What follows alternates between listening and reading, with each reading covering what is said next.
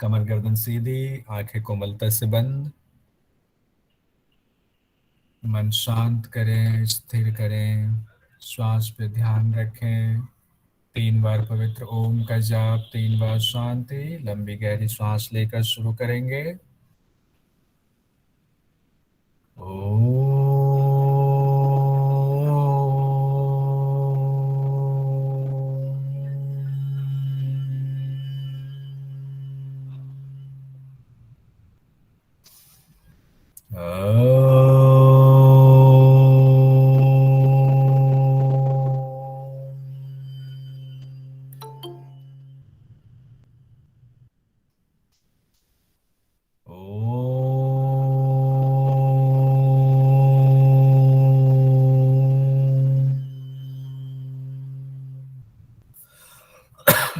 ओंकारं बिंदु संयुक्तं नित्यं ध्यायन्ति योगिनः।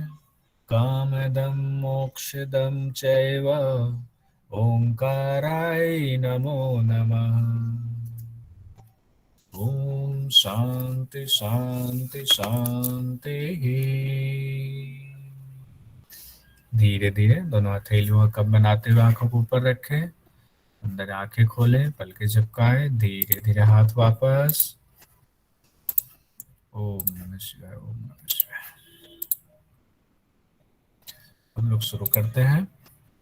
आज हम लोग प्रत्याहार से शुरू करेंगे। 3 अध्याय हमारा, 3 उपदेश खत्म हो चुका है। चौथा उपदेश है प्रत्याहार। घेरन संहिता में प्रत्याहार सबसे छोटा उपदेश है। इसमें बहुत कम सूत्र हैं, 1 2 3 4 और 5। सिर्फ 5 सूत्र इसमें दिए गए हैं, 5 श्लोक दिए गए हैं। देखते हैं क्या है। इसमें कहा गया है, अथात संप्रवक्ष्यामि प्रत्याहारकम उत्तमम। यानी कि अब घेरन ऋषि कहते हैं इसमें चंड कपाली राजा से, अब मैं उत्तम प्रत्याहार का कथन करता हूं। यस्य विज्ञान मात्रेन कामादि रिपुनाशनम, जिसको जानने मात्र से काम आदि शत्रुओं का नाश हो जाता है। यहाँ पे शुरुआत में ही उन्होंने बता दिया, काम आदि शत्रुओं का नाश हो जाता है, यानी ये सीधे सीधे मन से जुड़ा हुआ है। तो इसमें बेसिकली मन को कैसे कंट्रोल किया जाए, कैसे उसको विषयों से रहित किया जाए, विषयों की तरफ से वापस लौटाया जाए, इसके बारे में चर्चा होगी। आगे कहते हैं, यतो यतो निश्चरति मनश्चंचलम स्थिरम। कहता है जहां जहां, यहाँ वहां हमारा मन विचरण करता रहता है। यतो यतो निश्चरति मनश्चंचलम स्थिरम, कहीं कहीं मन जाकर हमारा ठहरने लग जाता है। अभी मन यहाँ है, कभी सूरज पे चला जाएगा, कभी चंदा पे, कभी हम आईएएस बन जाते हैं, कभी बहुत बड़े योग गुरु बन जाते हैं। तो मन है, मन विचलित होता रहता है, भटकता रहता है, विचरण करता है। ततस्ततो नियम्यम आत्मा एव वशं नयेत्, वहां वहां से मन को नियंत्रित कर कर आत्मा के वश में करना है, खुद के वश में करना। खुद का मतलब आत्मा, साफ साफ लिखा हुआ है, मन को उन उन जगहों से नियंत्रित करे जहां मन भागता है, और आत्मा के कंट्रोल में, आत्मा के वश में मन को करना है। तो पहला जो इन्होंने बताया हुआ है कि मन यहाँ वहां भटकता है, मन चंचल है, कहीं भी जाकर स्थिर हो जाता है, तो उसको क्या करना है कि इधर उधर जो भटकता है कंट्रोल करके आत्मा के नियंत्रण में लाना है। पहला इन्होंने बताया। उसके बाद कहा है कि अगला स्टेप क्या करेंगे, पहले जहां जहां जाता है वहां वहां रोकने की कोशिश करके आत्मा के बस में कोशिश करेंगे लाने की। उसके बाद क्या करेंगे, पुरस्कारं तिरस्कारम सुश्राव्यम व भयानकम। पुरस्कार, तिरस्कार जो सुनने में सुखद हो, सुश्राव्यम, या जो सुनने में दुखद हो, भयानक हो, भयावह हो। वहां मन तस्मात् नियम्यम एतद आत्मानि एव वशम नयेत्, इस मन को वहां से हटाकर आत्मा के वश में करें। पहले तो कहा मन यहाँ वहां जा रहा है, उसको आत्मा के वश में कर लें क्योंकि मन चंचल है। उसके बाद थोड़ा सा और पर्टिकुलर होते हैं और नजदीक जाते हैं कि किन किन चीजों से, जैसे कि पुरस्कार कहीं मिलता है, कहीं हमें किसी ने प्रशंसा कर दी, शब्द पुरस्कार के रूप में कुछ कह दिए, या कोई वस्तु पुरस्कार के रूप में मिल गई, या कहीं से किसी ने दो शब्द कह दिए बुरा या तिरस्कार कर दिया किसी ने, तो जहां पुरस्कार मिल रहा है, चाहे वो किसी भी तरह का पुरस्कार हो, शब्दों से हो, अर्थ से हो या कोई और हो, तिरस्कार चाहे शब्द से हो चाहे कैसे भी हो, सुनने में जो सुखद लगता है कुछ वाणी या कुछ जो भयानक लगता है, दुखद लगता है, उन जगहों से मन को वहां से हटाकर आत्मा के वश में करना। उन चीजों के बारे में सोचना ही नहीं है कि किसने हमें पुरस्कार दे दिया, किसने तिरस्कार दे दिया, उससे मन हटाकर आत्मा के वश में करना है।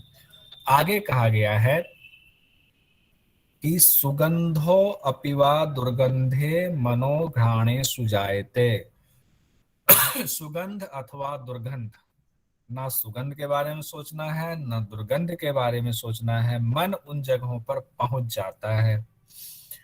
अब कहा गया है तस्मात् प्रत्याहरेत एतद आत्मने वशंगनेत, उसे वहां से हटा ले और अपने वश में कर ले। यहाँ इंद्रियों की भी बात हो रही है। मन जो है इंद्रियों का स्वामी है। एकादश इंद्रियों में 10वां 11वां इंद्रिय मन है।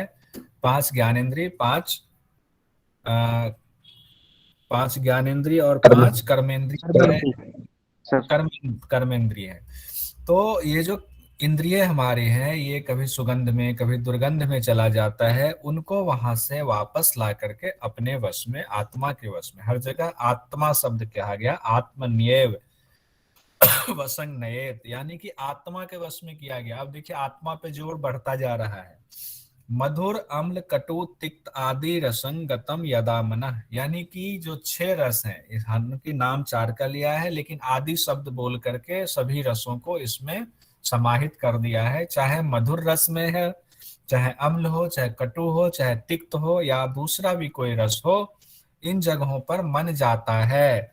तो तस्मात् प्रत्याहरेत एतद आत्मन्येव वशंगनियेत, यानी कि तब उसे वहां से हटाकर अपने वश में कर लें। ये हमारा प्रत्याहार का है। तो इसका सीक्वेंस एक तरह से बताया गया है कि पुरस्कार और तिरस्कार पे हमें ध्यान नहीं देना है, आत्मा को वश में कर लें। सुगंध दुर्गंध पे ध्यान नहीं देना है। मधुर हो, अम्ल हो, कटु हो, तिक्त आदि कोई भी रस हो, उससे मन को हटाना है। ये तरीका बताया गया है। अब आगे हमारा ये प्रत्याहार का बस यहीं पर समाप्त हो जाता है। इसी का अभ्यास में लगातार करना है। अब आगे हम लोग गुरुजी एक बात पुनः बता देंगे? गुरुजी थोड़ा सा अच्छे से क्लियर नहीं हो प्लीज। इसमें कहा गया है चतुर्थ उपदेश प्रत्याहार। प्रत्याहार मतलब होता है हमें विषयों के प्रति जो हमारी आशा होती, विषयों को जैसे हम सोचते हैं, मन बैठे हुए है, मन सोच रहा है कि आज बहुत अच्छा भोजन मिल जाता, या आज हमें कोई उद्योग कर रहे हैं, कोई काम कर रहे हैं, उसमें बहुत अच्छी उन्नति मिल जाती, बहुत अच्छे योगा क्लासेस मिल जाते, बहुत बड़े हम योग गुरु हो जाए। जो मन ये सब सोचता रहता विषयों में, चाहे पैसों को लेकर, चाहे स्वाद को लेकर के, चाहे हम अपना चाहते हैं हमारी कहीं प्रशंसा हो, हमें पुरस्कार मिले, या कहीं तिरस्कार हुआ तो मन दुखी होता है। इतनी हमारे जो एकादश इंद्रियां हैं, जो इंद्रियां हमारा विषयों में भागती रहती है, हमेशा असंख्य विषयों में हमारी इंद्रियां भागती रहती हैं। तो घेरन ऋषि कहते हैं कि उन इंद्रियों को कंट्रोल में करने का ही जो उपाय है वो प्रत्याहार है। तो इंद्रियों में इन्होंने सबसे बड़ा प्रमुख माना है मन को, क्योंकि मन के द्वारा ही हम कहीं चले जाते हैं। अगर मन को कंट्रोल करके रखें तो सभी इंद्रियां हमारे कंट्रोल में होंगी। तो इन्होंने कहा है कि मन बहुत चंचल होता है, वो चंचल मन कहीं भी भागता रहता है। तो मन को पकड़ के उसको आत्मा के वश में करें। यानी होता है ना कि हमें आज रसगुल्ला खाना है, मन हुआ कि आहा रसगुल्ले की खुशबू आ रही है, नाक ने सूंघा, मन ने कहा आज खाते हैं। लेकिन अब आत्मा के वश में ऐसे उसको करना है कि आत्मा कहेगा नहीं, रसगुल्ला हमारे लिए सही नहीं है, इससे हमारी जो साधना है वो भटक जाएगी, उस साधना से हम हट जाएंगे। तो हमारा जो अंदर की आत्मा है वो कह रही नहीं, इन चीजों से आने दो खुशबू, हमें नहीं मतलब है किसी खुशबू से। बहुत सारे लोग आप देखते होंगे, आप ही में से बहुत सारे लोग होंगे जिनको किन्हीं को समोसा बहुत पसंद होगा, कुछ लोग होंगे जिनको समोसा पसंद नहीं होगा, कुछ लोग होंगे जिनको मोमोज बहुत पसंद होगा, किन्हीं को पसंद नहीं होगा। अब ऐसा क्या है, एकादश इंद्रिय तो सबके पास है, किसी को ये पसंद है किसी को वो पसंद है। ऐसा क्यों है? इसका मतलब है कोई एक चीज जिस जो पसंद है उसके प्रति हमारी आसक्ति ज्यादा है, जो पसंद नहीं है उसके प्रति आसक्ति नहीं है। उसी तरह जिनके प्रति आसक्ति नहीं है उसको ऐसे समझें कि मन ने उस चीज को त्याग दिया, नहीं उससे कोई मतलब नहीं रखना है। दो आदमी मिलते हैं, एक आदमी से हम बहुत प्यार से बात करते हैं, दूसरे आदमी को ऐसे भी होते हैं जिनको देखते हैं हम रास्ता काट लेते हैं, तो उनसे हमने अपने आप को काट लिया। कहते हैं वैसे ही मन को हटाए उन चीजों से, जो मन हमारा चंचल है उसको स्थिर करने, आत्मा के वश में करेगा। नहीं, मन जहां होगा वहां नहीं चले जाएंगे, वो काम नहीं करने लग जाएंगे। हमें देखना है हमारे लिए क्या उचित है क्या नहीं है। तो प्रत्याहार का मतलब विषयों से समेटना मन को। उसी में तरीका बता रहे हैं कि कौन कौन से विषयों से समेटना है। कुछ चीजें उन्होंने बताई हैं बस, हालांकि सिर्फ इतनी ही नहीं है, लेकिन उन्होंने एक छू करके निकले, पुरस्कार हो तिरस्कार हो, कोई चीज सुनने में अच्छा लगे कोई भयानक लगे, तो ऐसा नहीं कि पुरस्कार मिला तो बहुत खुश हो गए, क्यों, अरे ठीक है मिल गया, उसके प्रति आसक्ति से हीन रहना है।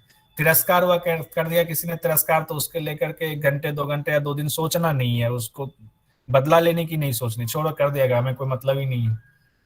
कोई अच्छी चीजें हमने सुनी तो बड़ा जो है मन प्रसन्न हो गया, दुखी चीजें सुनी तो मन दुखी हो गया, भयानक चीजें सुनी, उसके प्रति भी आसक्ति से हीन हो जाना, यही प्रत्याहार का सही मतलब उन्होंने समझाया हुआ है कि आत्मा के वश में करें। और कहा गया है कि सुगंध दुर्गंध, चाहे कोई चीज कहीं मन जाए सुगंध या दुर्गंध पे, उससे मन को खींचना है, उसको आत्मा अपने वश में करना है कि नहीं हमें इन चीजों से मतलब ही नहीं है। मधुर अम्ल तिक्त कषाय आदि रस जो है जिसके प्रति हमारा स्वाद से मन जाता है, उससे भी हमें अपने आप को बचना है, मन को वापस लाना है। ठीक है, हमें पेट भरने के लिए जितनी जरूरत है वो ले लेंगे, चाहे वो कैसा भी है हमारे शरीर के लिए ठीक है, खा लो बात खत्म, उसके बारे में बहुत विचार नहीं करना है। तो प्रत्याहार के बारे में ऐसा समझाया हुआ है। ठीक है सर, तो यानी धन्यवाद गुरु जैसे जी। मन भटकने लगता है तो उस मन को अंतर्मुख कर लेना ये प्रत्याहार कहलाता है। बिल्कुल अंतर्मुखी कर लेना प्रत्याहार कहलाता है। जैसे सपोज कीजिए कि बहुत सारे लोग होंगे जब तक योग में नहीं थे तब तक उनकी स्थिति अलग थी, वो सब कुछ खाते होंगे, जैसे ही योग में आए उनको लगा कि नहीं नहीं ये चीज से तो हमारी जो स्थिति खराब हो गई, इससे हमें तामसिक प्रवृत्ति बढ़ेगी, इससे हमारा शरीर में फैट बढ़ जाएगा, इससे हमारे शरीर रोगी हो जाएगा। जैसे ये चीज दिमाग में आया वैसे ही हमने क्या करा, उन चीजों को खाना, उनके प्रति फिर आसक्ति ही खत्म हो गई। वैसे ही कहा गया कि पुरस्कार तिरस्कार, अच्छे चीज सुनना, ये सुगंध दुर्गंध घ्राण मधुर अम्ल तिक्त, ये सब शरीर के लिए ठीक नहीं है। ये हमारा जो हठ योग का जो लक्ष्य है उस लक्ष्य की प्राप्ति के रास्ते में ये सब बाधा है। इसीलिए इनसे मन को हटा करके मन को अपने अंदर आत्मा के अंदर लाना है, आत्मा पे मन को लगाना है। सीधा कहने का जो आपने कहा अंतर्मुखी करना, वही अर्थ है, वही इसका संदर्भ है। प्रत्याहार मतलब विषयों से इंद्रियों को समेटना, विषयों पे नहीं जाना, ये बराबर अभ्यास करने का विषय है, तभी हो पाता है। अगला जो हमारा है 5वां अध्याय वो है प्राणायाम प्रकरण। प्राणायाम प्रकरण में ही प्राणायाम प्रकरण में कई चीजें आती हैं, जिसमें आता है स्थान, कहाँ पे करना चाहिए, कैसा स्थान होना चाहिए, काल समय, किस समय योग करना चाहिए, यानी कौन से समय में शुरुआत होनी चाहिए जिसने कभी योग नहीं किया है, आहार कैसा होना चाहिए, मिताहार की इसमें चर्चा की गई है, हमारा आहार क्या होना चाहिए कैसा होना चाहिए। उसके बाद कहा गया कि नाड़ी शुद्धि करनी चाहिए, फिर प्राणायाम। तो इतनी चीजें हम ये 5म उपदेश में पढ़ेंगे, स्थान काल मिताहार नाड़ी शुद्धि प्राणायाम। कई बार आ जाता है सवाल या कोई आपसे पूछ दे कि घेरन संहिता में स्थान की चर्चा कहाँ पर की गई है, तो तुरंत ध्यान कीजिएगा कि प्राणायाम के सब्जेक्ट में हमारा स्थान भोजन समय नाड़ी शुद्धि ये सारी बातें आई थी। नाड़ी शुद्धि तो फिर भी याद रहेगा क्योंकि श्वास से जुड़ा हुआ मसला है, आप समझ जाएंगे, प्राणायाम वाले चैप्टर में था, उपदेश में था। लेकिन स्थान काल और मिताहार जनरली हम ये भूल जाते हैं किस चैप्टर में था, अभी पढ़ रहे हैं तभी याद है, बाद में भूल जाते हैं।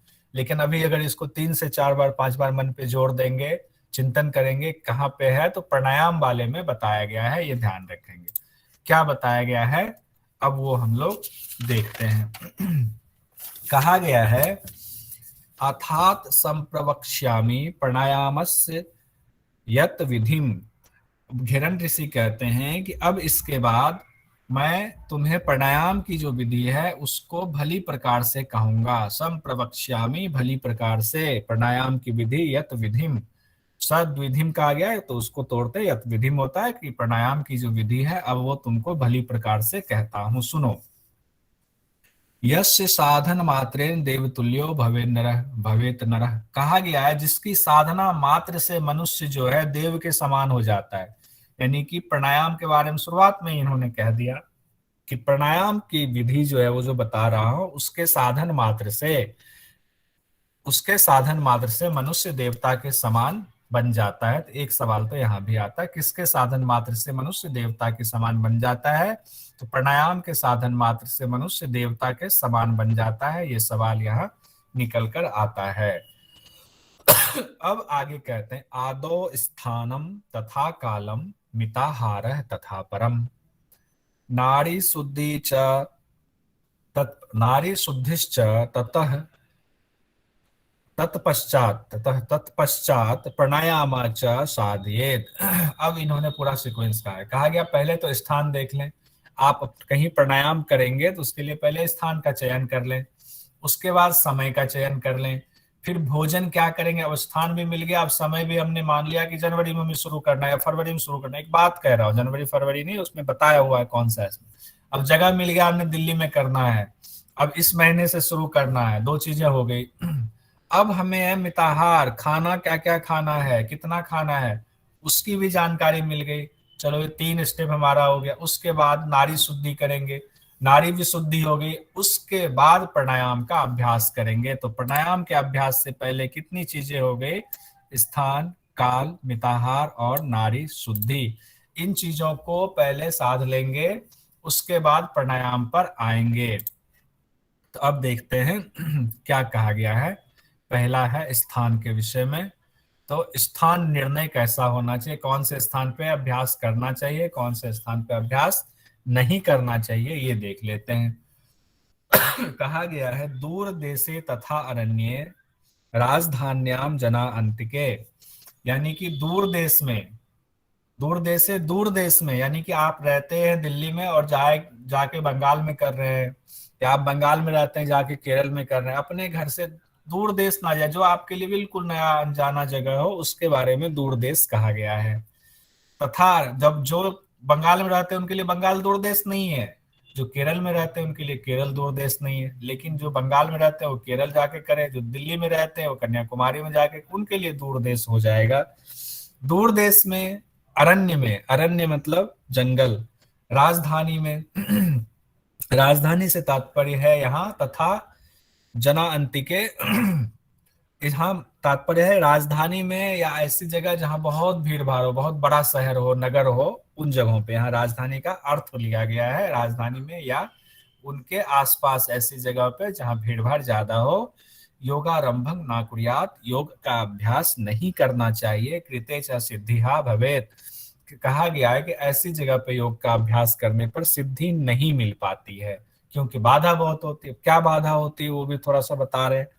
कह रहे हैं कि दूर देश में क्या होता है, अविश्वासो दूर देश में अविश्वास होता है। लोग आपको देखेंगे और कहेंगे ये क्या अभ्यास कर रहा है, कुछ तो गड़बड़ है, कुछ तो ये ढोंगी है, क्या है। आपके ऊपर अविश्वास करेंगे तो आप पे नजरें रखने शुरू कर देंगे, आपका जो आपकी साधना है वो टूटेगी, उसमें लोग जो है व्यवधान पैदा करेंगे, क्योंकि आपके ऊपर उनका भरोसा ही नहीं है। अरण्य रक्षि वर्जितम, अरण्य में, जंगल में रक्षा नहीं हो पाती, सुरक्षा का अभाव होता है। कोई जंगली जानवर आ जाए, कुछ हो, आप डर डर के रहेंगे तो अभ्यास कैसे करेंगे। तो इसीलिए अरण्य में भी मना किया गया है, क्योंकि वहां सुरक्षा नहीं है। लोका अरण्य प्रकाशश्च तस्माद त्रीणी विवर्जयेत, कहा गया है कि यह लोकारण्य तो कह दिया, लेकिन बहुत जगह लोकाकुल शब्द दिया गया है, यानी कि राजधानी से इसका तात्पर्य है, या फिर जो भीड़ भाड़ वाले जो नगर हैं, बड़े नगर हैं, वहां पे कहा गया प्रकाशश्च, प्रकाश से यहाँ तात्पर्य है कि वहां कोलाहल ज्यादा होता है और आप वहां पे अकेले नहीं, कोई ना कोई आपसे पूछता टोकता रहेगा, तो आपकी जो है जनसंग हो जाएगा, आप लोगों के उसमें आ जाएंगे, प्रकाश में आ जाएंगे, बहुत सारे आपके मित्र बन जाएंगे, तो उसकी वजह से नहीं करना है। तस्मात् त्रीणि विवर्य, अब ये 3 जगहों का हमें त्याग करना है। एक बार फिर से इसको देख लेते हैं कि स्थान कहाँ अभ्यास नहीं करे हैं। दूर देश में नहीं करना है, अरण्य में नहीं करना है, राजधानी में उसके निकट नहीं करना है। ये राजधानी में उसके निकट दोनों को एक ही लिया गया है, तो ये 3 हो गया, दूर देश से, अरण्य और राजधानी। दूर देश में क्यों नहीं करना है? क्योंकि वहां अविश्वास होता है। अरण्य में क्यों नहीं करना है? क्योंकि वहां सुरक्षा का अभाव है, असुरक्षा है। राजधानी या उसके निकट क्यों नहीं करना है? भीड़ भाड़ बहुत ज्यादा होती है, तो प्रकाश होता, प्रकाश का मतलब आप वहां छिप नहीं सकते। आप वहां पे करेंगे अभ्यास तो 10 लोग आएंगे आपसे, कई मित्रता भी करेंगे, दुश्मनी भी कर सकते हैं, तो आपकी जो है साधना उसमें विघ्न उत्पन्न होगा। उसके बाद कहते हैं कि ये 3 चीज, तो ये 3 चीज जगहों पे वर्जित है, अतः इन तीनों स्थान पर अभ्यास ना करे। कहा? दूर देश, अरण्य और राजधानी। जनरली सीधा सीधा अगर शब्द आएगा तो इन 3 जगहों, दूर देश, अरण्य, राजधानी, अगर सवाल पूछा जाता है इन 3 जगहों पर वर्जित है, हम अभ्यास नहीं करेंगे। अब आगे कहा गया है कहाँ अभ्यास करना चाहिए, तब ये बता रहे घेरन ऋषि चंडकपाली को, सुदेशे धार्मिक राज्य सुभिक्षे निरुपद्रवे। अब एक साथ उन्होंने कह दिया है सुदेश, जो अच्छा देश हो, सुंदर देश हो, मतलब जहाँ की सभ्यता संस्कृति अच्छी हो। सुदेश से धार्मिक राज्य, जो धर्म से हो, धार्मिक राज्य होगा, जिसका अर्थ यह है किसी भी धर्म में ऐसा नहीं कहा गया है किसी को परेशान करो, मारो, काटो। सभी धर्म के हिसाब से अगर वो राज्य चले तो कोई भी धर्म हो वो राज्य अच्छा होगा।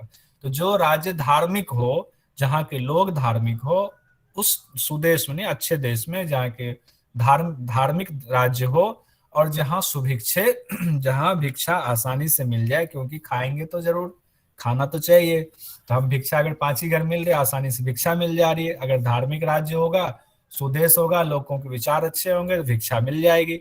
निरुपद्रवे, वहां कोई उपद्रव ना होता हो, खामखा मारकाट, लड़ाई झगड़ा ना होता हो।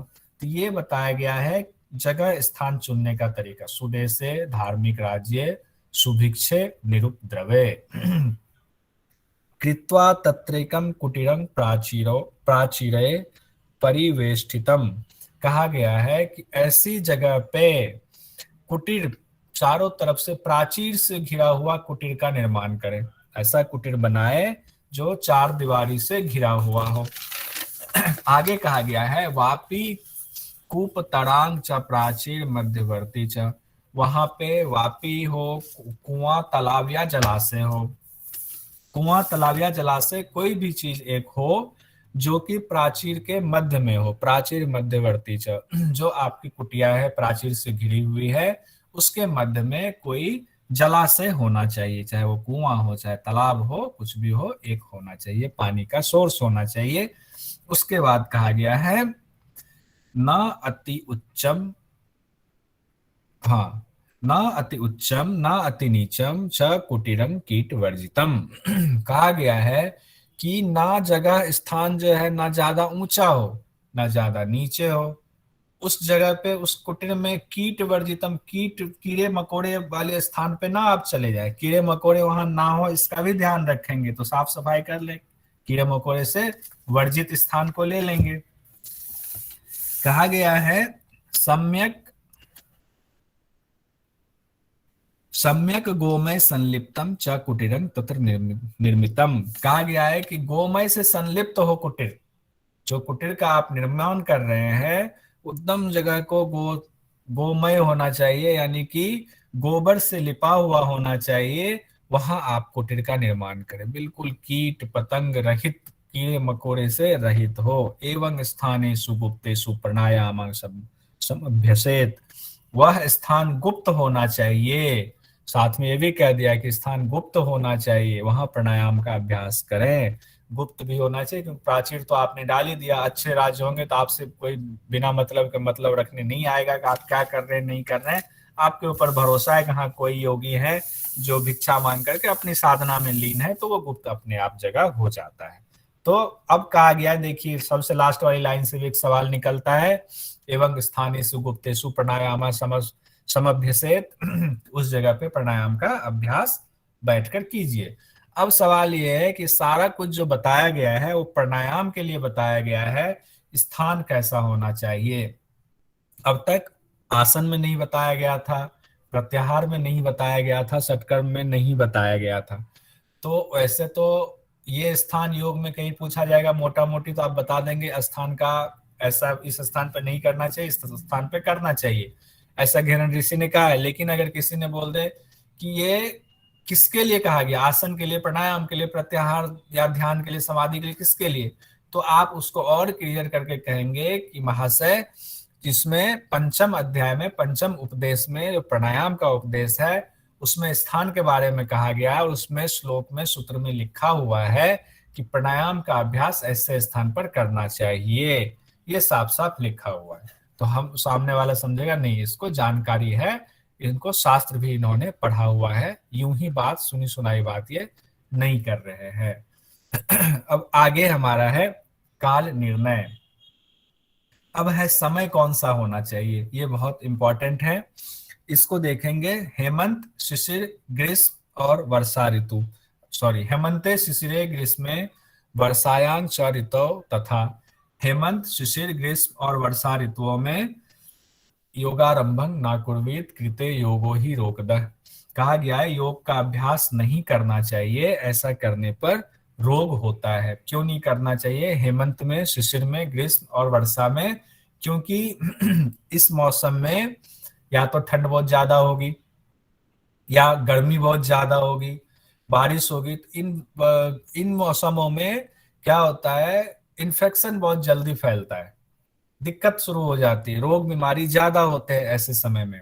अभी ठंड में देख रहे हैं कोरोना का असर कुछ ज्यादा ही है, नहीं भी कोरोना था तो भी लोगों को वायरल फीवर, सर्दी जुकाम ज्यादा हो जाता था। इसीलिए ऐसे मौसम में अगर हम अभ्यास करेंगे या फिर एकदम भीषण गर्मी में अभ्यास करेंगे, उसमें भी जल्दी सर्दी जुकाम हो जाती है या हमें लू लग जाती है। वर्षा ऋतु में तो ऐसे ही जो है रोग बीमारी बढ़ जाता है, वर्षा ऋतु में इन्फेक्शन ज्यादा होता है।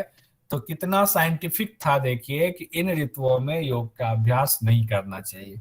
हम लोग समझते हैं कि यूं ही योग ऋषि मुनि यूं ही कह देते थे, ऐसा नहीं है, बिल्कुल साइंटिफिक तरीके से वो योग का अभ्यास करवाते थे। अब आगे लिखा हुआ है वसंते शरदि प्रोक्तं योगारंभं समाचरेत, यानी कि वसंत ऋतु, शरद ऋतु अब दो ऋतु है, वसंत और शरद ऋतु में योगाभ्यास का प्रारंभ करना चाहिए। सवाल आ जाता है कि किस किस ऋतु में वसंत में योगाभ्यास का शुरू करना चाहिए, वसंत और शरद ऋतु, ये दो तो कंठस्थ आप कर लीजिए, वसंत और शरद ऋतु में ही योग अभ्यास की शुरुआत करते हैं, शुरुआत। तो अब आपके 6 ऋतु होते हैं, वसंत और शरद निकाल दीजिए, किसमें नहीं करना चाहिए, वसंत शरद हटा करके बोल दीजिए कि हेमंत में नहीं करना, शिशिर में नहीं करना, ग्रीष्म और वर्षा में नहीं करना है। बस 2 याद रखना, 4 तो अपने आप आ जाएगा। तो किस में करना चाहिए, वसंत ऋतु और शरद ऋतु में योग अभ्यास की शुरुआत करनी चाहिए, योगारंभम। ऐसा नहीं कि उसमें नहीं करना चाहिए हेमंत शिशिर में, हेमंत शिशिर में शुरुआत नहीं करना चाहिए, ये योगारंभम, योग का आरंभ नहीं करना है। जो योग पहले से कर रहे हैं वो तो 12 महीना करेंगे, सीधा सीधा यहाँ अर्थ निकल रहा है योगारंभम की वजह से। तो वसंत और शरद ऋतु में योग का अभ्यास करना चाहिए।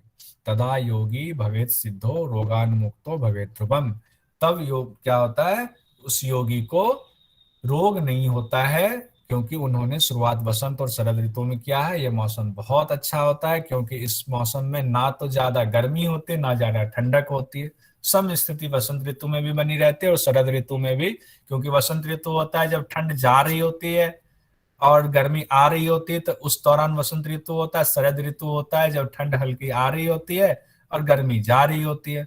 उस मौसम में ऐसा होता है कि ना ज्यादा गर्म है ना ज्यादा ठंडा है, बहुत आनंद वाली स्थिति होती है, इसीलिए इन्फेक्शन का भी खतरा नहीं होता है। तो रोग मुक्त हम बने रहते हैं। रोग मुक्त बने रहने की वजह से कहा गया तदा योगी भवेत सिद्धो, योगी को सिद्धि मिलती है, भवेत ध्रुवम, इसमें कहीं कोई दो मत नहीं है। अब आगे कहा गया है चैत्रादि फाल्गुनांते च माघादि फाल्गुन अंतिके। अब यहां से ना थोड़ा समझने वाली बात आ जाती है, इसमें अभी 2 ही लाइन पढ़ेंगे, आगे कल बिल्कुल चार्ट बना करके मैं बिल्कुल क्लियर करके समझाऊंगा। आज हम लोग बस ये 2 लाइन देख लेते हैं। चैत्रादि फाल्गुनांते, अब कहा गया चैत्र से फागुन पर्यंत। अब चैत्र हमारी जो हिंदी महीने की शुरुआत होती है वो चैत्र से होती है, और फागुन हमारा अंतिम महीना, जिसे इंग्लिश में जनवरी पहला महीना है, दिसंबर अंतिम महीना है, वैसे ही हिंदी में कहा गया है चैत्र जो है हमारा शुरुआती महीना है और फागुन जो है अंत का महीना है। तो चैत्र से लेकर फागुन तक कितने महीने हो गए? पूरे 12 महीने हो गए। और कहा गया च माघादि फागुन अंत के, कहा गया कि फिर माघ फागुन मिलकर 2 महीने की, द्वौ द्वौ मासावृतम भागा अनुभवास चतु चतु, कहा गया है कि 2-2 महीने की, यानी 12 महीने तो हो गए चैत से लेकर फागुन तक। अब कहा गया है कि माघ फागुन, अब इस तरह से माघ फागुन मिलकर के माघ फागुन फिर चैत वैशाख ऐसे 2-2 महीने मिलकर के एक एक ऋतु होगा।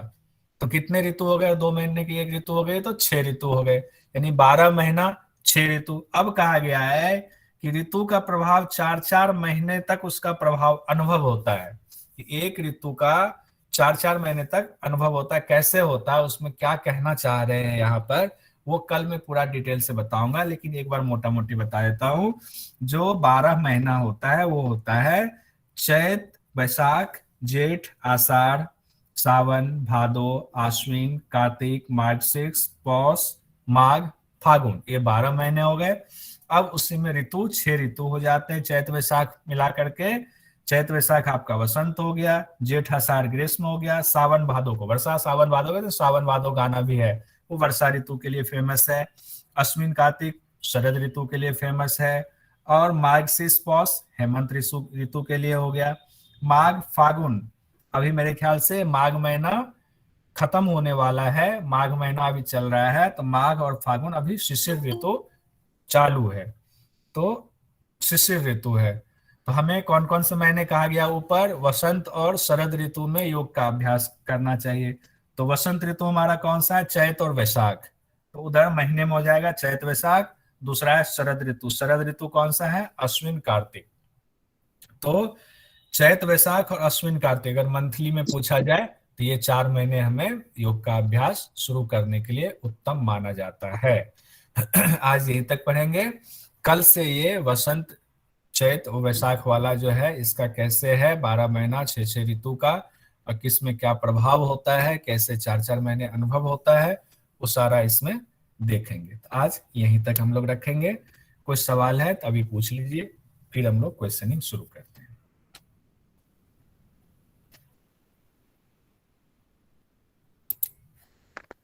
ओम सर। जी बताएं। सर जो प्राणायाम के स्थान में एक बार तो उन्होंने कहा है कि राजधान्याम ना कुर्वत, और एक बार उन्होंने कहा जनांते के ना कुर्वत, तो फिर राजधानी में भीड़ भाड़ है तो फिर उन्होंने अकेले के लिए क्यों कहा? और फिर लास्ट में ये कह रहे हैं कि गुप्तेषु प्राणायामम समभ्यसेत ना, अगर फिर गुप्त जगह पे करना है तो फिर भीड़ में नहीं करना, भीड़ में करना है तो राजधानी में भी नहीं करना, तो ये तो सारी चीजें उल्टी हैं, फिर ऐसा माहौल तो हो ही नहीं सकता। बिल्कुल उल्टी नहीं है। इन्होंने कहा है कि भीड़ भाड़ में नहीं करना, तो इसमें क्या है, तो क्लियर है कि दूर देश में नहीं करना है, ठीक है, अरण्य में नहीं करना, राजधानी में नहीं करना है, भीड़ भाड़ में नहीं करना है। अब इसमें कंफ्यूजन कहाँ पे है? सर ये बोल रहे हैं ना जनांत के, हाँ हाँ मतलब कि अकेले में करना है।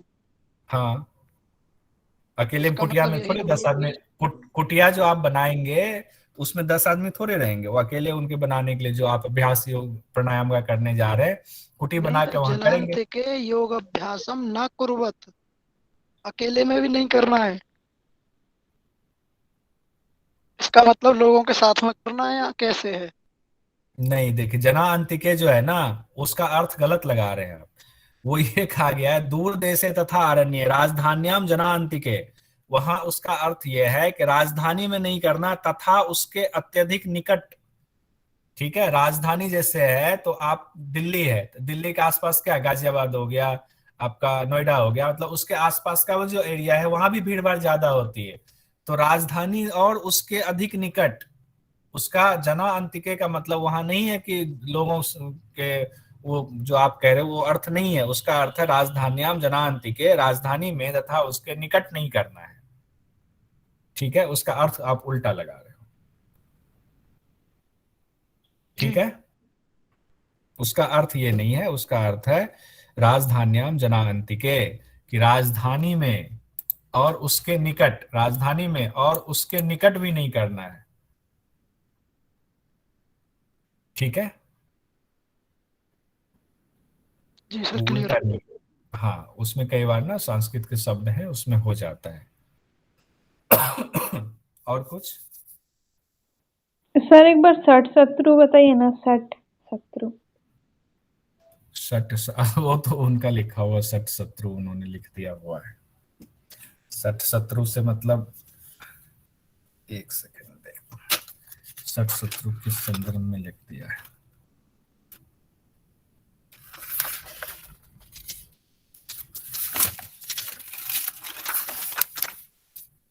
प्रत्याहार में घेरन ऋषि ने कहीं नहीं लिखा हुआ है, वो उन्होंने बिहार स्कूल ऑफ योगा वाले ने सठ शत्रु लिखा हुआ है। फिर भी देखते हैं सठ शत्रु उन्होंने कहाँ से लिया है।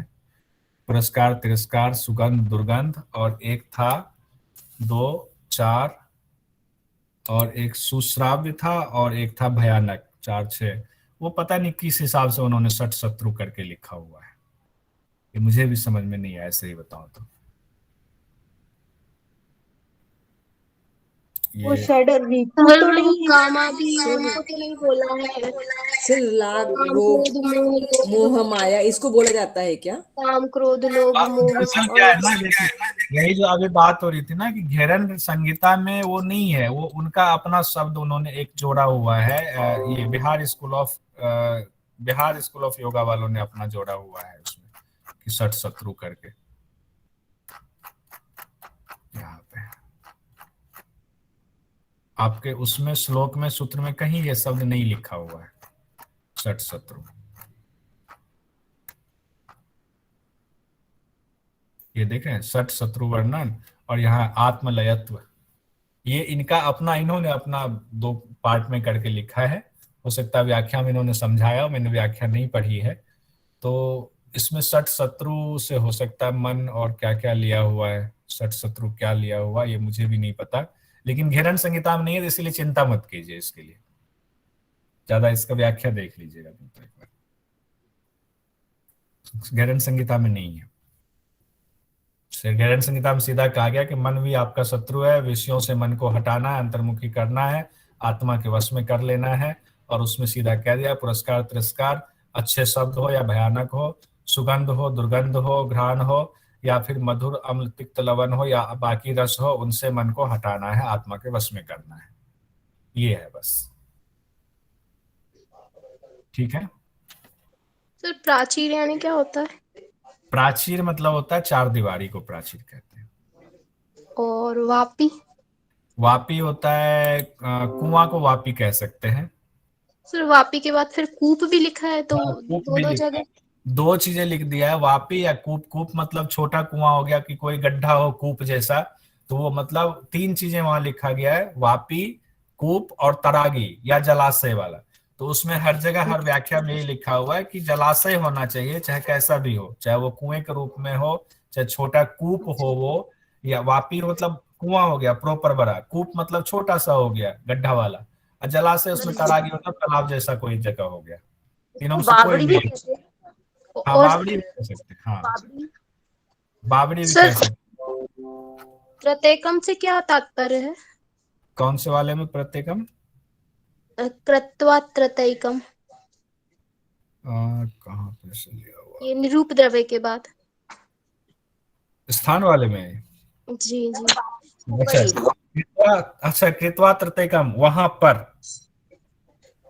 तत्र एकम, वहां है तत्र एकम, कृत्वा करें, तत्र एकम वहां पर, उस जगह पर, तत्र एकम का तत्र एकम, जी तत्र मतलब वहां, एकम, तत्र एकम कुटीर प्राचीरे परिवेष्टितम।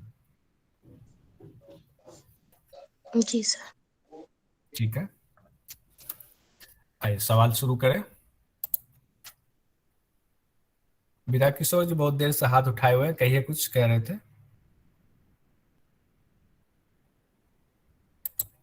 नहीं सर, कैसे गलती से हाथ उठा दिया। अच्छा अच्छा, बहुत देर से था, हमने कहा कुछ आप कहना चाह रहे हैं। ठीक है। हम लोग, पहला सवाल यह है कि प्राणायाम वाले जो चैप्टर है, उपदेश है, उसमें सीक्वेंस क्या बताया गया है? प्राणायाम वाले सीक्वेंस में, चैप्टर में सीक्वेंस क्या बताया गया है?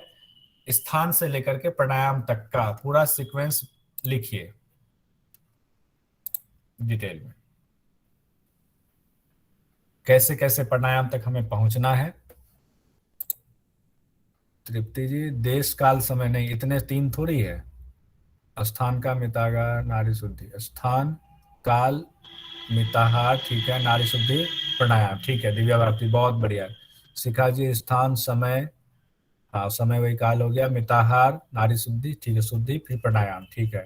स्थान काल मिताहार नारी शुद्धि प्राणायाम, एकदम ये टिप पे होना चाहिए। प्लेस डाइट नारी शुद्धि, प्लेस, काल छूट गया गौरव जी, प्लेस के बाद उसमें टाइम भी आएगा ना, टाइम बीच में छूट गया, सिर्फ डाइट नारी शुद्धि से नहीं। स्थान काल आहार नारी शुद्धि फिर प्राणायाम, आयुषी जी, ठीक है, बहुत बढ़िया। स्थान काल प्रतिभा जी मिताहार नारी शुद्धि, बहुत बढ़िया। ये बिल्कुल टिप पे होना चाहिए कि स्थान है, काल है, मिताहार नारी शुद्धि फिर प्राणायाम है। रानी जैन जी, स्थान काल समय, रितिका जी, वीरा किशोर जी, प्लेस टाइम मिताहार नारी शुद्धि, बहुत बढ़िया। अब देखिए कितना इन्होंने सीक्वेंस, क्योंकि शुरू में ही बता दिया था गैरन ऋषि ने कि हम जो अभ्यास करवा रहे हैं, जो हठ योग का अभ्यास है, घट योग का अभ्यास है, उसमें जैसे कवर्ग आदि बच्चा सीखना शुरू करता है तब जाकर के वेद पुराण पढ़ने लग जाता है, उसी तरीके से क्रम से इसका अभ्यास करना है, तभी सीख पाएंगे। इसीलिए इसमें क्रम से चीजों को बहुत इंपॉर्टेंस दिया गया है कि स्थान काल मिताहार नारी शुद्धि फिर प्राणायाम पर हम पहुंचेंगे, ठीक है। स्थान के बारे में जो 3 स्थान बताया गया है कि 3 स्थान में हमें नहीं करना चाहिए, वो कौन सा स्थान है? तो 3 स्थान में, दीक्षा जी, बहुत बढ़िया दीक्षा जी, बताइए आगे कि जो 3 स्थान जहां हमें स्थान को सिलेक्ट नहीं करना है, उस स्थान पे योग अभ्यास नहीं करना है, वो कौन सा स्थान है? दूर देशे अरण्य राजधानी, ठीक है,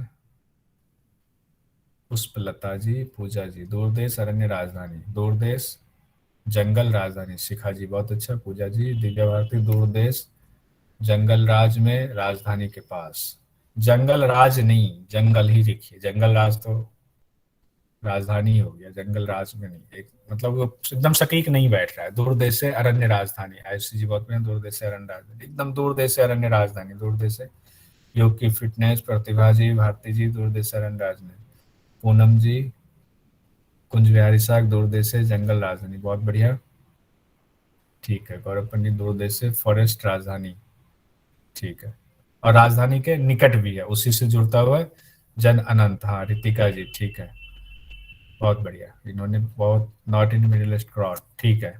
दीक्षा जी ने भी बिल्कुल, far from country, not in capital, not in middle east crowd, हाँ आपका कंट्री और कैपिटल के बीच में फॉरेस्ट छूट गया है। दूरदेश से अरण्य राजधानी, माधवी कुलकर्णी, दूरदेश से अरण्य राजधानी, बहुत बढ़िया, दूरदेश से अरण्य राजधानी, तृप्ति जी, आनंद जी, दूरदेश से गलती, अच्छा दिव्या जी ने कहा गलती से, ठीक है, दूरदेश से अरण्य राजधानी, बहुत बढ़िया। अच्छा ये बताइए दूरदेश में क्या होता है? जो एक शब्द इस्तेमाल किया गया, दूरदेश में क्यों नहीं करना चाहिए, उसका बताया गया क्यों नहीं करना चाहिए।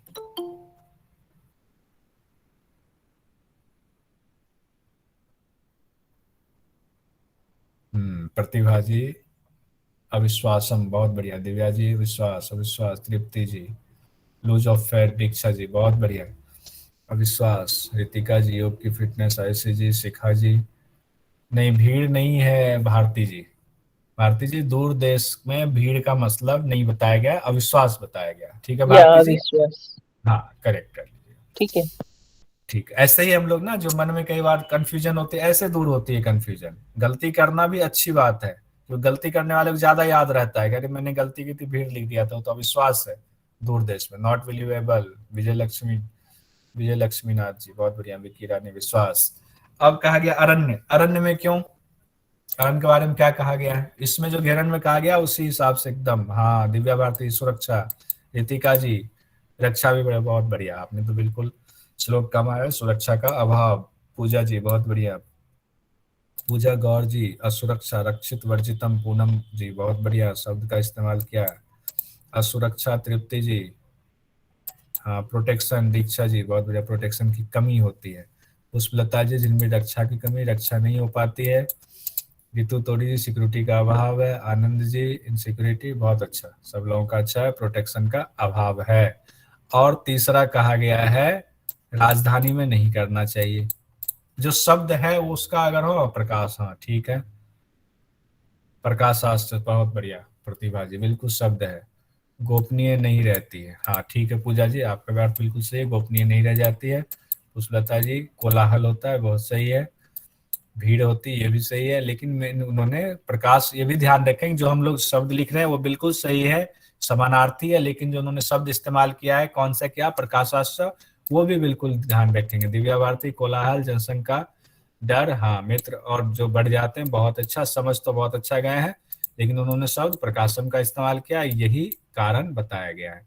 इसमें से कुछ भी पूछे कि क्यों नहीं करना चाहिए राजधानी में, तो राजधानी में क्यों नहीं करना है, अगर प्रकाशम शब्द है तो ठीक है, अगर उसमें बाकी चीजें उससे मिलती जुलती आती है, भीड़ भाड़, तो वो उसका इस्तेमाल कर देंगे। आनंद जी बहुत अच्छा।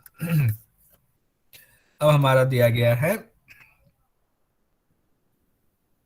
कि कैसे स्थान पर होना चाहिए, पूरा सीक्वेंस के साथ लिखिए, कैसे स्थान पर योग का अभ्यास होना चाहिए। पूजा जी, सुदेशे धार्मिक देशे, ठीक है, सुभिक्षे निरुपद्रव, वाह, ये चारों है। सुदेशे धार्मिक देशे सुभिक्षे निरुपद्रव, सुदेशे धार्मिक देशे सुभिक्षे निरुपद्रव, एक पूरा याद कर लीजिए। सुदेशे धार्मिक धार्मिक राज्य, बहुत, हाँ सुदेशे धार्मिक राज्य गौरव पंडित जी ने, और सुभिक्षे निरुपद्रवे, बहुत अच्छा प्रतिभा जी, सुदेशे धार्मिक राज्य सुभिक्षे निरुपद्रवे। कुंज बिहारी जी बहुत अच्छा, उपद्रव रहित हो, बहुत बढ़िया। दीक्षा जी, ऑन कंट्री धार्मिक राज, food easily available, no disturbance, बहुत बढ़िया। पूनम जी, सुदेशे धार्मिक राज्य सुभिक्षे निरुपद्रवे। पुष्पलता जी का भी ठीक है, धार्मिक सुभिक्षे, सुदेशे धार्मिक, और एक छूट गया है पुष्पलता जी का 4 में से। रितु तोड़ी जी, निरुपद्रवे, ठीक है। योग की फिटनेस निरुपद्रवे तक ठीक है, बहुत बढ़िया। माधवी कुलकर्णी, सुदेशे धार्मिक राजे सुभिक्षे निरुपद्रवे, बहुत अच्छा, बहुत बढ़िया। सर, सुराज्य और सुदेशे में क्या अंतर है? सुदेशे धार्मिक राज्य कहा गया, सुदेशे धार्मिक राज्य, जरूरी नहीं कि सुदेशे धार्मिक राज्य हो, सुदेशे होगा वो धार्मिक राज्य हो, जरूरी नहीं है। धार्मिक राज्य ना भी हो, लेकिन सभी लोग अच्छे हो, व्यवहार से अच्छे हो, सुंदर हो, वहां पे प्रदूषण रहित हो, उसमें सब कुछ समित वो आ जाता है। और धार्मिक राज्य की जब बात आती है तो वो सिर्फ धर्म से वो सिमटा हुआ, एक धर्म पे फोकस किया गया है। लेकिन जब सुदेशे की बात आती है तो सुराज्य की बात आती है, क्या है सुदेशे, हाँ सुदेशे की बात आती है, तो उसमें सारा कुछ समाहित हो जाता है। गौरव जी कहना चाह रहे हैं कुछ, लगता है डिस्क्राइब करना चाह रहे हैं, बताएं। सुदेशे का मतलब है सुंदर हो, और राज्य या फिर देश का मतलब यहाँ पे स्थान से है, आप उसे स्टेट या फिर कंट्री के आधार पे ना नापें। हाँ सुंदर चूंकि उसमें कहा गया है, लेकिन सुदेशे में व्यापक अर्थ है, और धार्मिक राज्य उससे संकीर्ण अर्थ है कि धर्म पे आधारित राज्य हो, धार्मिक राज्य। सुदेशे में सिर्फ सुंदर से मतलब नहीं, सुंदरता क्या गौरव जी, सिर्फ सुंदर वन का मतलब संपदा, फल फूल, मूल, इन सब सब चीजों का अभाव ना हो। सब कुछ हो। सुदेशे मतलब उसमें तो पूरा विस्तृत हो गया, उसमें सब कुछ हो, कोई अभाव ही प्राकृतिक। नहीं हो, वो लोग भी अच्छे हो, सब कुछ अच्छे हो, फल फूल, वातावरण भी अच्छा हो, ना बहुत बारिश होती ना बहुत ठंड पड़ती हो, उसमें सब सब कुछ आ जाता है। और धार्मिक देश में धर्म का पालन करता हूं। अब कहा गया है जो आश्रम होना चाहिए, वो पहला जो नियम बताया गया वो कैसा होना चाहिए, कुटीर हमारा पहला, सिर्फ पहला वाला, फर्स्ट स्टेप जो बताया गया है। नहीं सुबोध जी, कीट रहित नहीं, पहला कहा गया है, हाँ 4 दीवारी से घिरा हुआ कुटीर बनाना है, सबसे पहले इसी की चर्चा की गई है। कुटीर चार दीवारी, बहुत बढ़िया रितिका जी, दिव्या भारती जी, रितु जी। नहीं, योग की फिटनेस ऊंची नीची जगह हो तो एक सीक्वेंस में आएंगे तब। अभी सिर्फ है चार दीवारी से घिरा हुआ की बात पहले इन्होंने कहा हुआ है। अब उसके बाद कहा हुआ है उसमें क्या क्या होना चाहिए उस कुटी के अंदर, ये बताइए। जलाशय हो बीच में, बहुत बढ़िया ऋतु तोरी जी। चार दीवारी से, अब पूरा सीक्वेंस में पूरा ही बता दीजिए। चलिए एक एक करके, कंफ्यूजन में कुछ लोगों को लगता है कि हमारा ये भी तो सही है, ये भी तो सही है। पूरा एक साथ टाइप कीजिए, देखते हैं कौन पहले टाइप कर रहे हैं। पूजा गोयल जी, वापी को ताड़ा, दीवारी के अंदर उच्चारण अधिक नीचा और कीट से रहित, एक आपने छोड़ दिया, गोबर से लिपा हुआ भी होना चाहिए।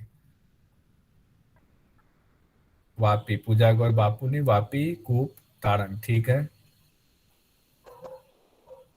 हाँ, ना ऊंचा हो ना नीचे हो ऋतु जी, बहुत बढ़िया। वापी, वापी ठीक है। दिव्या भारती, ऊंचा नीचा ना हो, कीट रहित हो, गोमय से लिपा हुआ स्थान हो। हाँ, गुप्त स्थान हो, बहुत बढ़िया। गुप्त तो खैर ठीक है। गोबर से लिपा हुआ अखंड, ठीक है शिखा जी। वापी कूप गोबर से लिपा हुआ हो, कीट रहित हो, बहुत बढ़िया। हाँ, आयुषजन पूरा लिखा है, चारों तरफ से घिरा हो, मध्य में कुआं हो, ना ऊंच हो ना नीच हो, गोबर से लिपा हो, कोई कीट ना हो, ठीक है। आयुषजन बिल्कुल सीक्वेंस में लिखा हुआ है। सुबोध जी, बहुत बढ़िया। चारों तरफ से घिरा हो, कुंज बिहारी जी का भी बहुत बढ़िया है। गोबर से लिपा हो, कोई कीट ना हो, ठीक है, बहुत बढ़िया। अब अगला अभ्यास है, किस किस ऋतु में योग का अभ्यास शुरू करना चाहिए। रानी जैन जी, बहुत अच्छा। विकास राणा जी, पहला वाला सवाल जवाब दे रहे हैं, सर्दी वाला। वसंत वापी, वसंत वापी कहां से आ गया विकास जी? कौन से दो ऋतु में करना चाहिए? हाँ, पुष्पलता जी, शरद वसंत, ऋतिका जी शरद वसंत, वसंत शरद, बहुत बढ़िया। दिव्या भारती जी, वसंत शरद, वसंत शरद, वसंत शरद। ऋतु जी, कुंज बिहारी जी, वसंत और शरद। हेमंत शरद, गौरव जी, हेमंत शरद कहां से आ गया? अब लगता है लिखने में गलती होगी आपसे। वसंत, अरे पूजा जी, इसमें भी कंफ्यूजन हो रही है। वसंत शिशिर, वसंत और शरद, इसको भी टिप पे कीजिए। वसंत शरद, वसंत शरद, वसंत शरद, चाहे 100 बार चाहे नींद में भी उठ के बोले वसंत शरद, ये सवाल आता है कई बार। शरद वसंत, सुबोध जी, गौरव पंडित जी और पूजा जी बिल्कुल रेक्टिफाई कीजिए। पूजा गोयल जी शरद और वसंत, हाँ, वसंत शरद, वसंत शरद, वसंत शरद। विक्की जी, स्मिता जी, वसंत शरद, वसंत शरद। भारती पटेल जी, वसंत शरद, वसंत शरद। दीक्षा जी, हाँ, स्प्रिंग ऑटमन। गौरव जी, अच्छा कोई बात नहीं, वसंत शरद। जितेंद्र जी, वसंत शरद, वसंत शरद। नहीं करना चाहिए, नहीं करना चाहिए, एगो करना चाहिए, एगो नहीं करना चाहिए। अच्छा अच्छा, गौरव जी नहीं सुना था, कोई बात नहीं। अच्छा, जितेंद्र जी कह रहे अब की बार आया भी हुआ था। अच्छा, ओवर कॉन्फिडेंस को कई बार। अच्छा, ये रानी जैन जी ने नहीं करना चाहिए पहले ही दे दिया, चैत वैशाख। अच्छा, इन्होंने महीना दिया हुआ है, ठीक है, 4 महीने का इन्होंने दिया है, चैत वैशाख अश्विन कार्तिक का, बहुत बढ़िया। हेमंत ग्रीष्म, जिसमें नहीं करना चाहिए अब उसका लिख दीजिए, बाकी 4 जो बचा हुआ है। हेमंत शिशिर ग्रीष्म वर्षा, बहुत बढ़िया। हेमंत शिशिर ग्रीष्म वर्षा, पूजा जी, दिव्या भारती जी। दिव्या जी, एक छूट गया आपका। हेमंत शिशिर ग्रीष्म वर्षा, विंटर कोल्ड हॉट रेनी, ठीक है, नहीं, बहुत बढ़िया। दीक्षा जी, हाँ, दिव्या भारती जी ने ऐड कर दिया है। गौरव पंडित जी, हेमंत शिशिर ग्रीष्म वर्षा। पूजा जी, हेमंत शिशिर ग्रीष्म वर्षा। कुंज बिहारी जी, हेमंत शिशिर ग्रीष्म वर्षा। आनंद जी, हेमंत शिशिर ग्रीष्म वर्षा, इसमें नहीं करना चाहिए। ऋतिका जी, हेमंत शिशिर ग्रीष्म वर्षा। बहुत बढ़िया। 2 करना चाहिए, 4 में नहीं करना चाहिए, वो आ गया। अच्छा ये बताइए, हिंदी महीने में कितने महीने होते हैं? हिंदी में शुरुआती महीना कौन सा होता है हिंदी का? 12 12 12 ठीक है, प्रतिभा जी से शुरू हुआ, सब लोगों ने 12 कहा, एकता जी पे खत्म हुआ। चैत, गौरव जी ने शुरू कहा, हाँ चैत, पूजा जी चैत। चैत जो है हमारा 12 शिखा जी, बहुत बढ़िया। चैत से हमारी महीने की शुरुआत होती है। जैसे अंग्रेजी महीना जनवरी से शुरू होता है, वैसे ही हिंदी महीना चैत से शुरू होता है और खत्म किस पे होता है? अंतिम महीना कौन सा है हमारा? फागुन। सबसे पहले किन होने वाला? कुंज बिहारी जी फागुन, रितिका जी फागुन, दीक्षा जी योग की फिटनेस फागुन, आयुषी जी, गौरव जी फागुन तक, 12 लास्ट। ठीक, बहुत बढ़िया। फागुन हमारा लास्ट है, यानी जो होली वाला हमारा समय है, होली हमारा महीने साल का अंतिम महीना होता है। उसके बाद चैत से हमारा शुरू हो जाता है नया साल। ठीक है। और 12 महीने में टोटल कितने ऋतु हैं टोटल? 6 6 6। सीक्वेंस से कोई ऋतु लिख सकते हैं कौन कौन सी ऋतु है? नहीं तो इसे कल तो इसको पढ़ेंगे ही पढ़ेंगे। कोई लिख सकते हैं सीक्वेंस से ऋतु कैसे हैं? पहला ऋतु कौन सा होगा?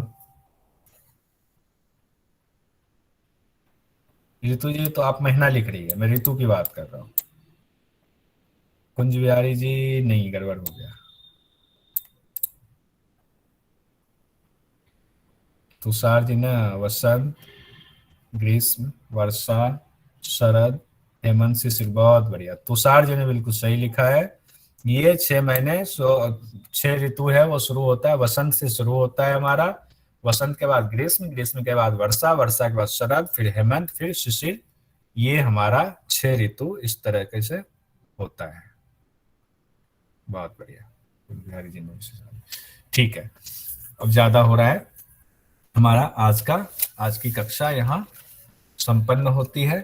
कल हम इसको 12 महीना 6 ऋतु और कैसे उसका प्रभाव होता है उसको पढ़ेंगे, फिर आगे देखेंगे बाकी चीजें 5वें चैप्टर में उपदेश में क्या कहा गया है। एक आदमी आकर के करवा दीजिए शांति पाठ।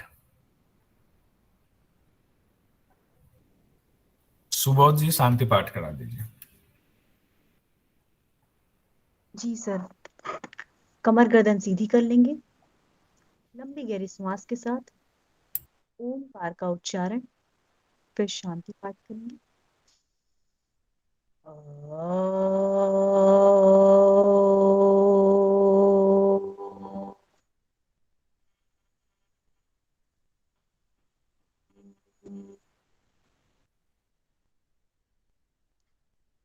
ओम सर्वे भवन्तु सुखिनः, सर्वे सन्तु निरामया, सर्वे भद्राणि पश्यन्तु, मा कश्चित् दुःखभाग् भवेत्।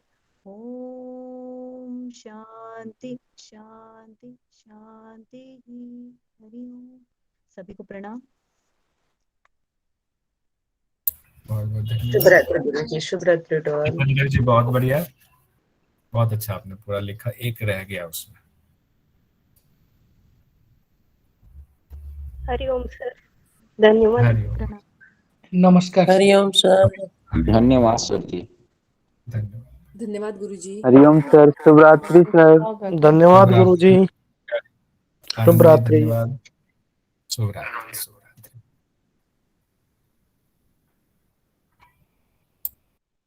गुरुजी